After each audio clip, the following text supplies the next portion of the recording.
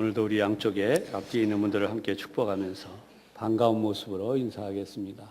오늘도 하나님 은혜가 충만하시기 바랍니다. 네. 그 옛적과 같게 하소서. 오늘 여러분들과 나눌 말씀의 제목입니다. 어느 시대를 막론하고 어려운 시대들이 많습니다. 그 중에도 특별히 오늘 성경에 등장하는 예레미야 시대는 혹독하고 어려운 시대로 성경학자들이 묘사하고 있습니다. 왜냐하면 누구나 그렇듯이 우리가 살고 있는 세상이 잘못될 것이다. 하나님의 심판이 임할 것이다. 그러니 이제라도 우리의 삶을 고쳐야 된다. 사실 살면서 이런 고침에 대한 부분을 절실히 느끼지 않는 사람들에게 이러한 이야기를 하는 것처럼 힘들고 곤혹스러울 일도 없을 것입니다. 예레미야는 그런데 바로 그런 이야기를 하고 있다는 거예요.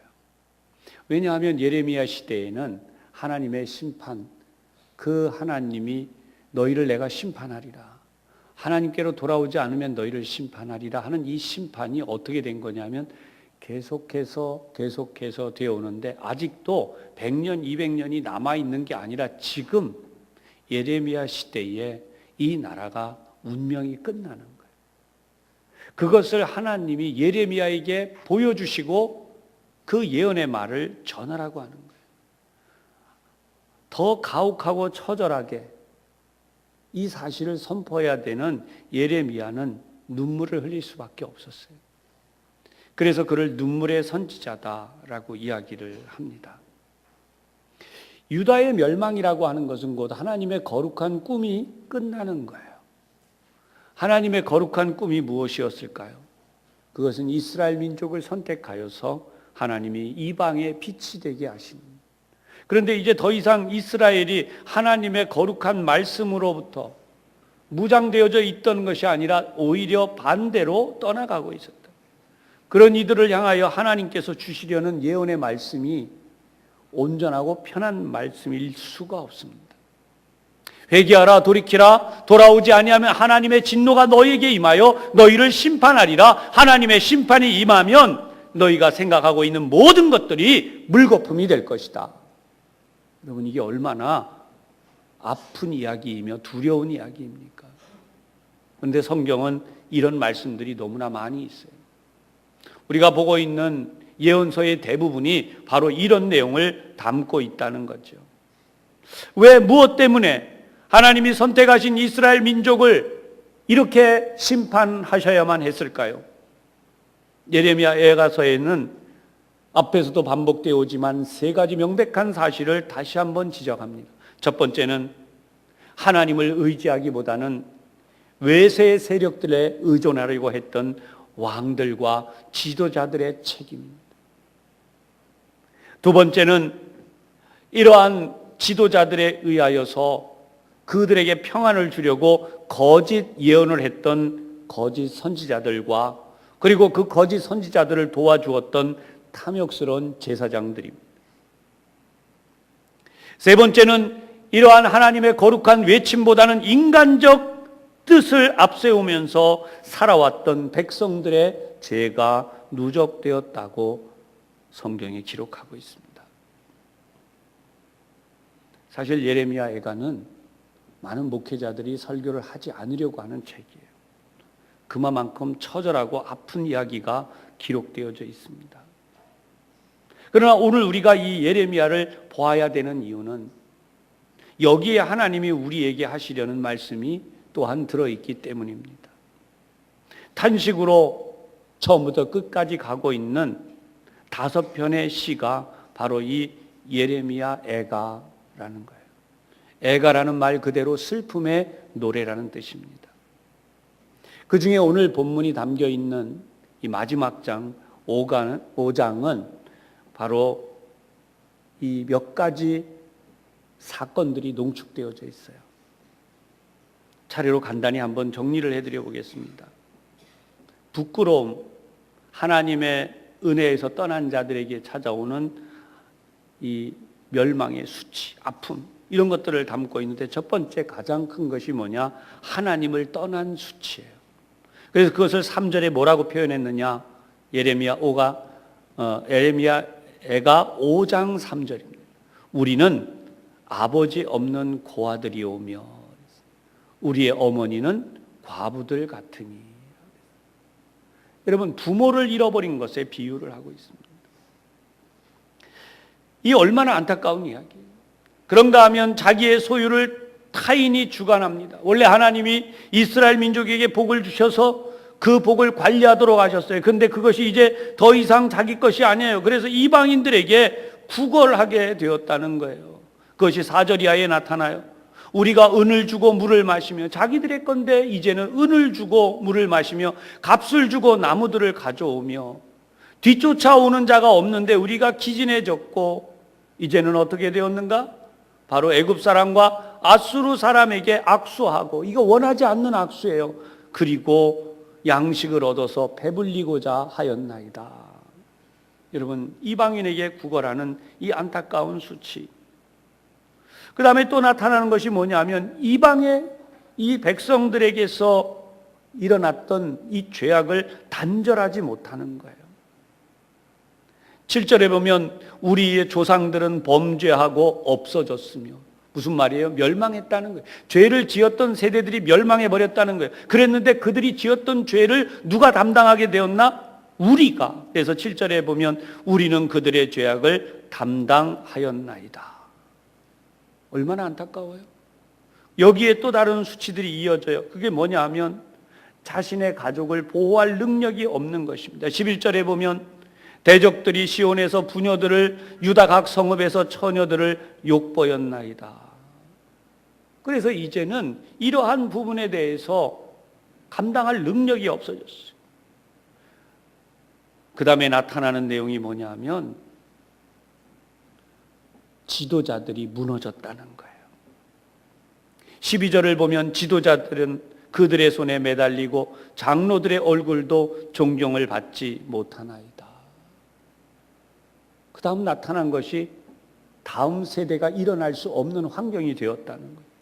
13절, 청년들이 맷돌을 지며 아이들이 나무를 지다가 엎드러 지으며, 14절, 청년들은 다시 노래하지 못하나이다. 이것이 바로 하나님을 제대로 섬기지 않았던 세대예요. 그런가 하면 이제 이 눈에서 희망이 완전히 떠나버렸습니다. 그것이 17절에 나와요.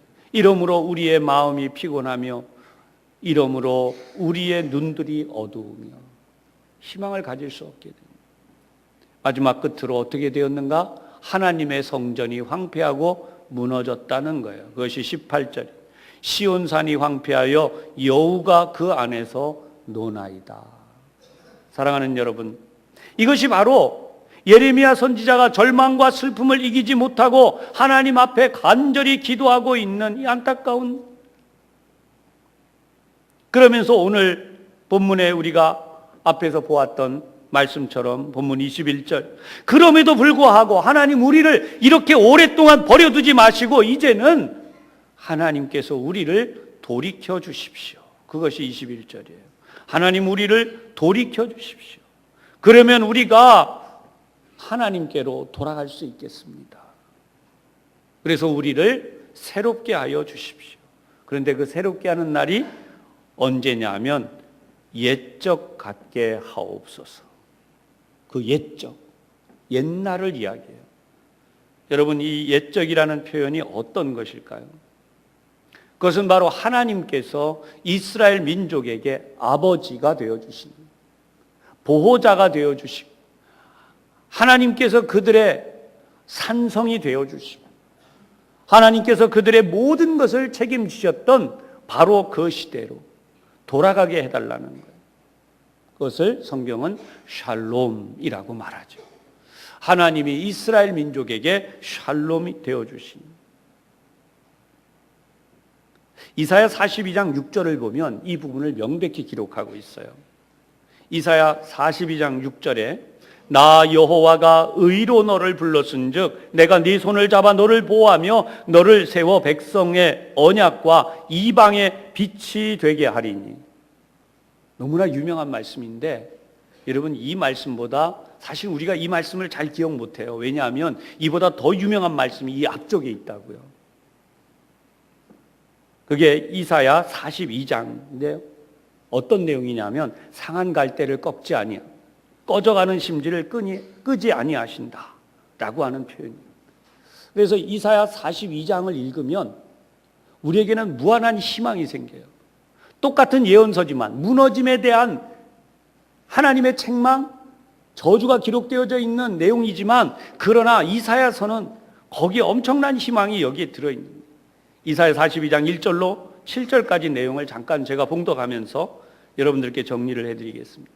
1절에 보면 내가 붙드는 나의 종 내 마음에 기뻐하는 자 곧 내가 택한 사람을 보라. 내가 나의 영을 그에게 주었은지 그가 이방에 정의를 베풀리라. 당연히 이것은 예수님을 가르치는 것이기도 하지만 그 당시에 하나님이 쓰시는 종 이사야를 비롯한 하나님의 사람들을 가르친 것이. 그런데 2절을 보면 이렇게 돼요. 그는 외치지 아니하며 목소리를 높이지 아니하며 그 소리를 거리에 들리게 하지 아니하며. 오늘 우리 한국 사회는 여기저기서 너무 소리가 높죠. 바로 잡아야 한다, 뭐 해야 된다, 고쳐야 된다. 한 가지 좀 예를 들어서 설명해 드리고 싶은 게 있어요. 성경을 보면 이스라엘 민족이요, 아무리 정의로운 시대로 기록하고 있는 다윗의 시대, 솔로몬의 시대에도 불의가 있고 어둠이 있었어요. 한 가정을 예를 들어 보면요, 어머니와 아버지가 있습니다. 어머니와 아버지 잘 하시는 게 7개, 못 하시는 게 3개, 합이 10개 중에 부모님이 못 하실 수도 있어요. 그런 게 한 3개쯤 있다고 합시다. 두 가정이 있어요. 한 가정은 동네방네 자녀들이 나가 떠들며 다닙니다. 우리 아버지는 이게 잘못됐다, 우리 어머니는 이게 잘못됐다, 우리 집안은 이게 잘못됐다, 동네방네를 그리고 다니면 그 집안이 어떻게 되겠어요? 당연히 그 집안은 무너지는 집안이에요. 또 다른 집이 있는데 그 자녀들은 아무 말을 하지 않아요. 자녀들이 부모님에 대해서 오히려 반대로 동네 사람들에게 이렇게 말하는 거죠. 우리 부모님 같은 분이 없습니다. 우리 아버님 같이 훌륭한 분이 없고 우리 어머님 같이 훌륭한 분이 없습니다. 여러분, 두 가정 중에 어떤 가정이 잘 되겠어요? 당연히 세상의 사회 속에서도 부모님 칭찬하고 부모님 잘 된다고 말하고 있는 자녀들과 그 집안이 잘 되겠죠. 세계를 들고 나가서 막 바로 잡아야 된다고 떠들고 다니는 자녀들을 보면 여러분, 그 가정이 잘 되기는커녕 무너질 뿐만 아니라 그 자녀들에 대하여 뭐라고 말할까요? 동네 사람들이 저런 불효자식이 있겠느냐. 여러분, 우리 가정이 그렇다는 거예요. 우리의 가정을 세우려면 우리의 자녀들이 우리를 그렇게 할 수 있습니다. 사실 우리 자신이 우리 부모님을 보고 훌륭하셨습니다, 고생하셨습니다, 너무나 잘해 오셨습니다, 그 이야기를 해야겠죠. 성경은 이 부분을 명백히 뭐라고 말씀하느냐? 그는 외치지 아니하며 목소리를 높이지 아니하며 그 소리를 거리에 들리게 하지 아니하며. 심판을 외치지 않으신다는 거예요. 예수님께서 어떻게까지 하실까요? 3절에 상한 갈대를 꺾지 아니하며 꺼져가는 등불을 끄지 아니하고 진실로 정의를 시행할 것이며. 하나님의 완전한 의를 오히려 우리에게 주세요. 여러분, 이 자리에 우리가 구원을 받은 이유가 무엇이에요? 이신칭이라는 유명한 종교개혁의 핵심 결이죠. 하나님의 의를 우리에게 주심으로 우리가 아직 죄인이지만 하나님이 우리를 의롭다 하시고 예수 그리스도의 보혈의 피로 우리의 모든 죄를 씻으시면서 하나님의 완전한 복을 주셨는데 그게 뭐예요? 영생이죠. 우리에게 천국을 선물로 주시고 영생을 선물로 주시고 내가 너를 의롭다고, 내가 너를 나의 자녀로 삼았다. 그래서 우리가 하나님의 백성이 돼서 살아가는 거예요. 그래서 이 본문의 내용을 보면 상한 갈대를 꺾지 아니한다. 여러분, 이 본문의 갈대는 우리가 알고 있는 들에 있는 갈대가 아니에요. 이건 파피루스, 우리가 이야기하고 있는 일종의 우리나라식으로 말하면 대나무 같은 건데 가느다란 대나무 정도에 해당해요. 근데 이게 벌레가 먹었어요. 중간중간. 지팡이로 써야 될 거 아니에요. 물건으로 뭔가 써야 될 거 아니에요. 근데 이게 어떻게 되겠습니까? 상한 갈 때는 꺾어져 버려요. 아무짝에도 쓸모가 없어요. 근데도 성경은 뭐라고 말씀하냐? 꺾지 아니하신대. 하나님이 이것을 꺾지 아니하시고 꺼져가는 등불, 똑같은 표현인데 여러분, 끓음밖에 더 나요. 꺼져가는 등불은. 그런데 그 등불을 꺼버리지 아니하시고 기다리신다는 거예요. 이게 얼마나 놀라운 희망입니까? 우리의 부모님이 불완전할 수도 있고, 우리의 자녀들이 불완전할 수도 있고, 아니 우리 자신이 불완전한 게 있을 수 있어요. 그래서 내가 지금 상한 갈대 같고 꺼져가는 등불 같다는 거예요. 그런데 그런 나를 하나님이 어떻게 하시나? 꺾지도 아니하시고 끄지도 아니하신 채로 어떻게 하느냐? 정의를 시행하신다는 것입니다. 하나님의 의를 완성시키신다는 거예요. 할렐루야. 여러분, 여기에 대한 분명한 깨달음과 믿음이 있기를 바랍니다. 우리는 세상을 바라보며 이런 모양으로 저런 모양으로 정죄를 하고 저것이 잘못되었으니까 바로 잡아야 된다고. 예수님이 남기신 유명한 교훈이 그거예요. 너희 중에 죄 없는 자가 돌로 치라. 우리는 아무도 돌 던질 수 있는 사람이 없어요. 우리는 아무도 누가 누구를 꺾거나 누가 누구를 정죄하거나 누가 누구를 막아버릴 그럴 사람이 없다는 거예요. 왜 우리가 점점 살기 힘들어지는가? 그것은 바로 이 하나님의 교훈을 떠나기 때문입니다. 그럴수록 우리가 사는 세상이 힘들어져. 그래서 4절에 이 말씀입니다. 그는 쇠하지 아니하며 낙담하지 아니하고 세상의 정의를 세우기에 이르리니 섬들이 그 교훈을 앙망하리라. 아멘. 예수 믿는 자들을 통하여 하나님이 이 땅에 이루실 궁극적인 목표가 바로 이거예요. 하나님을 믿는 사람 때문에 이 세상이 낙담하지 아니하고, 하나님을 믿는 사람들 때문에 이 세상 사람들이 쇠하지 아니하고, 하나님을 믿는 사람들 때문에 이 세상에 하나님의 정의가 세워지기 때문에 섬들이라고 하는 것은 세상을 가르치는 거고 세상에 소외된 자들을 가르치는데 그들이 바로 그 교훈을 앙망하게 될 것이다. 그리고 하나님이 마침내 이 말씀을 하십니다. 나 여호와가 의로 너를 불렀은즉, 6절이죠. 내가 네 손을 잡아 너를 보호하며 너를 세워 백성의 언약과 이방의 빛이 되게 하리니 네가 눈먼 자들의 눈을 밝히며 갇힌 자를 감옥에서 이끌어내며 흑암에 앉은 자를 감방에서 나오게 하리라. 하나님이 하시려는 일이 바로 이거랍니다. 이스라엘 민족으로 하여금 이방인들에게 그런 하나님의 역사를 드러내려고 한다는 거예요. 그런데 이들이 그런 하나님의 꿈을 저버렸어요. 그들은 하나님을 떠나고 우상을 섬기고 하나님의 백성됨에 대하여 그릇하기 시작했어요. 그러나 오늘 성경에 있는 말씀처럼 하나님은 이 옛적의 역사를 회복시키셨는데, 여러분, 옛적은 그 옛날만을 이야기하는 것이 아니라 오늘 우리 시대에까지 이어지는 하나님의 역사를 표현해요. 이스라엘 민족에게 하나님이 하시고자 하셨던 역사의 최고의 기적은 뭐였냐면, 이스라엘 민족을 통하여 하나님의 계명이 이방 땅에 전파되고 그 계명의 완성을 위하여 하나님의 아들이신 예수님이 오시는 것입니다. 하나님의 아들 예수님이 오늘날 이 땅에 오신 사건에 대하여 세상 사람들은 조각조각을 이야기해요. 유명한 이야기가 있잖아요. 예수님은 좋은데 교회 다니는 교인들은 싫다라고 이야기해요. 물론 우리 그리스도인들이 예수님을 더 많이 닮았겠죠. 더 많이 예수님의 뜻을 성취해야 되겠죠. 그러나 예수님에 대한 근본적인 사실을 모른 채로 예수님에 대하여 아무리 좋은 말을 해도 그것은 잘못된 진리라는 거예요. 예수님이 누구실까요? 하나님의 아들이에요. 세상은 이 사실을 인정하지 않나요? 세상의 지식은 이 사실을 받아들이지 않나요? 세상의 수많은 석학들이 예수님이 하나님의 아들이다 이 사실을 인정하지, 오히려 무신론으로 가는 사람. 두 번째 중요한 사실, 예수님은 온 인류를 구원하기 위하여 십자가를 지셨어요. 인류를 대속하신 분으로서 인류를 더 이상 죄 가운데로 몰지 않으세요. 너는 죄인이다. 그러나 회개하고 하나님의 자녀가 되면 너는 더 이상 죄인이 아니라 하나님의 자녀가 되었다라고 하십니다. 그러므로 거기에 하나님의 복이 임하는 기적이 나타나는 거죠. 하나님의 복은 구하면서 하나님의 복이 임할 수 있는 통로는 막아버리는 거예요.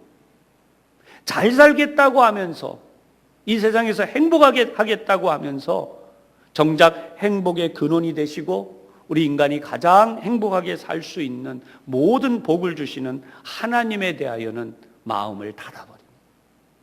이 잘못된 것에서 이제 우리가 하나님의 뜻을 성취하는 것으로 나가야 된다는 것. 여러분, 이스라엘 민족이 이렇게 하나님의 복을 받음으로 이 세상에 이루려고 했던 하나님의 정의, 하나님을 앙망하는, 그래서 하나님의 복이 임하는 이 모든 일이 어디로 이어지게 되느냐? 예수님이 이 땅에 오심으로써 완성이 되는데, 그 완성이 되어진 복이 교회로 계승되어졌어요.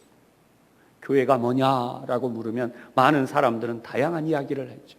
그러나 오늘 이 본문의 성경에 의하면 교회는 예수님이 하나님의 하시려는 일을 성취하게 만든 것이 바로 교회다라고.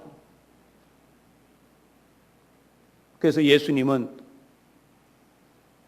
헤롯이 지었던 성전을 보면서 이 성전을 헐라 내가 사흘 만에 다시 일으키리라. 그리고 그 성전을 예수님의 몸이라고 말씀했어요.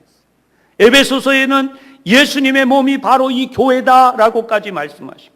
그러므로 교회의 사명이 무엇이냐라고 할 때에 오늘 성경에 보여지는 것처럼 이 시대를 옛적과 같이 만드는 것이, 이 시대를 옛적과 같이 만드는 것이 바로 교회의 사명이라는 사실을 분명히 깨달으시기를 바랍니다. 세상이 어둠에 쌓여가요. 점점 어둠에 쌓여가요. 얼마나 어떤 어둠에 쌓여져 가는지 그 어둠에 대하여서, 사랑하는 여러분, 오늘 성경을 보면 춤추고 노래하던 소년들이 사라졌어요. 성문에 앉았던 그 노인들의 그 위엄이 사라졌어요. 세상의 정의와 공의를 세우려던 그 모든 법이 사라져버렸어요. 배려와 기쁨과 감격이 사라져버렸어요. 왜 그렇게 됐어요? 그들이 하나님을 사랑하지 아니하고 우상을 더 사랑했기 때문이죠. 그리고 거룩한 성전이 어떻게 되었는가? 여우가 노는 것으로 변해버렸다는 거예요. 여러분, 이 땅에 140여 년 전에 하나님의 거룩한 복음이 들어왔습니다. 여성들이 더 이상, 그 당시에는 여성이에요. 백정들이라고 하는 인간 인류, 우리나라의 최하층 사람들이 살았어요.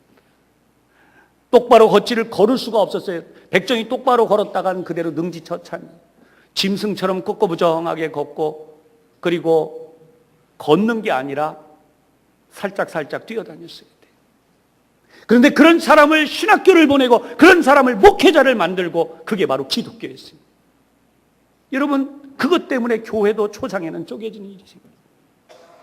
그런 사람들이 의사가 되고 그런 사람들이 우리 사회를 만들어요. 제중원의 유명한 의사가 바로 그런 사람들입니다. 그게 조선 말기예요. 여러분, 저는 우리나라를 보면 너무 안타까운 마음이 뭐냐면, 조선시대에 엄청나게 분열과 당파 싸움을 하다 임진왜란을 만났어요. 임진왜란이 끝났는데 그 뒤에도 계속해서 당파 싸움을 하다가 여러분, 결국은 우리나라에 이모군란이 일어나게 되고 일본 군대가 우리나라를 장악해버리잖아요. 그게 유명한 사건이잖아요. 역사를 잃으면 안 돼요. 윈스턴 처칠이 남긴 유명한 말이, 역사의 교훈을 잃은 민족은 내일이 없다는 말이었어요. 오늘 우리가 알아야 되는 것은 여우가 노는 것으로 전락되어져 버린 성전의 모습이 뭐냐라는 거예요. 성경에서 여우는 잔꾀를 이야기하죠. 모두 다 하나님의 거룩함을 짓밟는데 야금야금 짓밟아갑니다.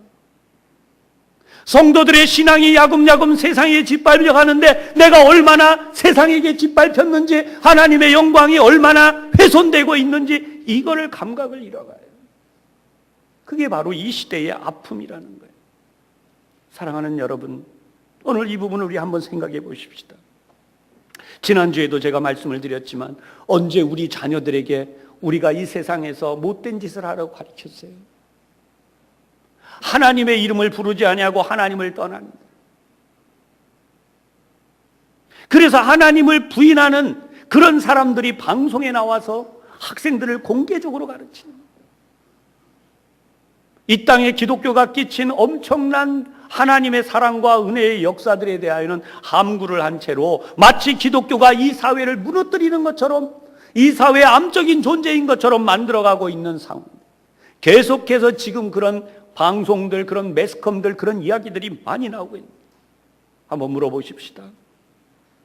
우리가 언제 우리 자녀들에게 중독이 되라고 중독을 가르친 적이 있어요?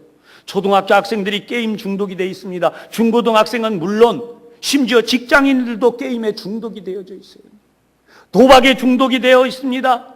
음란 사이트, 음란에 중독이 되어 있습니다. 마음에 병이 들었는데 이 병이 어떤 병이냐면 의심의 병이에요. 사람을 사랑할 줄 몰라요. 사람을 믿을 줄 몰라요. 사람이 서로 협조하고 하나가 되는 이것들을 철저하게 방해합니다. 초등학교에서도 중학교에서도 고등학교에서도 왕따가 만연해지고 있어요. 여러분, 이런 분위기를 어떻게 해석해요? 누가 그렇게 되라고 했어요? 이런 것들을 극복할 수 있는 방법은 오직 단 하나예요. 하나님의 복음이 그 사람을 변화시켜서 그 사람이 하나님의 백성으로 살아가게 만드는 거예요. 하나님의 사랑이 그 사람 속에 들어가면 이 마음 속에서 변화가 일어난 그 사람은 다른 사람의 힘든 거, 어려운 것을 보고 그냥 지나칠 수가 없는 거예요. 그래서 나누고 베푸는 삶이 그리스도인들 사이에 이루어지는 거예요. 진정한 정의는 하나님이 불꽃 같은 눈으로 우리를 보고 계시기 때문에 내 자신이 하나님 앞에 참여하고 회개하는 자로서 날마다 말씀 앞에서 정직하게 살아갈 때에 바로 그 사람들이 지도자가 될 때에 그런 사람들이 이 사회의 가장 낮은 곳에까지 하나님을 중심으로 살아갈 때에 우리 사회가 투명하고 깨끗해지는 거예요. 그런데 이런 하나님의 은혜는 다 갖다 버리고 온갖 이야기로, 제가 전에도 잠깐 말씀드렸지만 초등학교 학생을 제가 이렇게 이야기해요. 남학생이든 여학생이든, 우리 너는 어디 사냐? 나는 어느 교회 목사님인데 너 나와서 교회 가서 예수 믿고 천국 가는데 믿음 생활하자. 근데 이 이야기가 다 끝나기도 전에요, 이 아이가 표정이 바뀌어요. 쏘아보는 눈빛으로 바뀝니다. 쫙 보면서 하는 말이, 우리 선생님이 그러는데 낯선 사람하고 얘기하지 말랬어요. 절대로 평범하게 얘기 안 합니다, 자기들이. 제가 한 10명쯤 얘기해보면 7, 8명이 이래요. 그리고 마치 자기에게 무슨 해코지를 한 사람이 나 쳐다보는 것처럼 저를 그렇게 보고 있어요. 근데 이 아이들이 자라나서 뭐가 될까요? 이 아이들이 자라나서 누구를 바라보고 누구를 의지하고 누구와 협조를 하고 누구와 하나가 되어져서 이 사회를 행복하게 살아갈까요? 누가 이들을 이렇게 만들었어요? 나누어주고 베풀어주고 사랑하고 서로 믿어주고 도와주고 그럴 수 있는 사회로 가야 될 텐데 정작 그렇게 하시는 하나님의 은혜는 다 외면하고 인간 스스로가 그렇게 하는데, 좀 죄송한 말씀드리면 여러분 영화, 드라마, 우리 사회에 유행하는 것들 다 보세요. 오늘 성경에도 여우가 등장하지만 대단히 죄송한데 그분들 여우 같은 분들 많아요. 남의 재산 빼내고 억울하게 만들고, 다 어떻게 그렇게 다 집안 식구라고 들어왔는데 그 모양, 또 뭐 형제라고 만났는데 또 그래, 뭐 아주 왜 다 그런 얘기들만 있어요. 제가 볼 때는 이런 거 싹 없애버리고 사랑하는 것, 베풀어주는 것, 도와주는 것, 아름다운 이야기 좀 써야 되지 않겠어요? 왜 그런 좋은 이야기들은 거의 찾아볼 수가 없어요? 제가 일부러 한번 재봤어요. 어떤 스토리는 내용이 뭐냐, 어떤 스토리는 뭐냐, 영화는 어떤 내용이냐, 드라마 이건 뭐냐, 뉴스에 나오는 것도 한번 통계를 내봤어요. 이 뉴스에 잘 됐다, 좋았다, 아름답다, 뭐 누굴 어떻게, 이런 얘기는요 10가지 뉴스 중에 하나를 찾기가 어려워요. 안 됐다, 망했다, 잘못됐다, 죽였다, 무너뜨렸다, 뭐 했다 하는 얘기를 다 한 뒤에 한 50여 개쯤 나오면 한 개쯤 미담이 나와. 미담이요.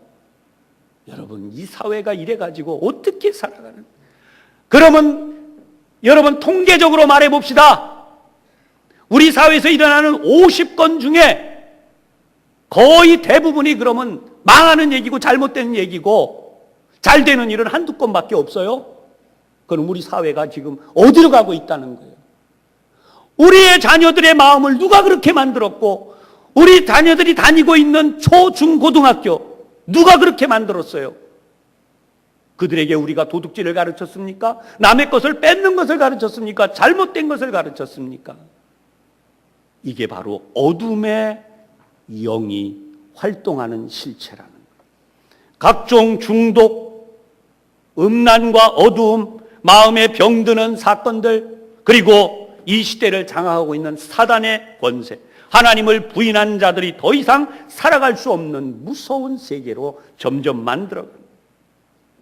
오늘 그 옛적 예레미야 선지자가 꿈꾸는 것은 당시에 현실적으로는 이스라엘, 그 유다에 남아있는 사람들이 바벨론에 붙어야 된다, 아니면 애굽에 붙어야 된다, 그 사이 싸움 속에서 딱 한 가지를 외친 거예요.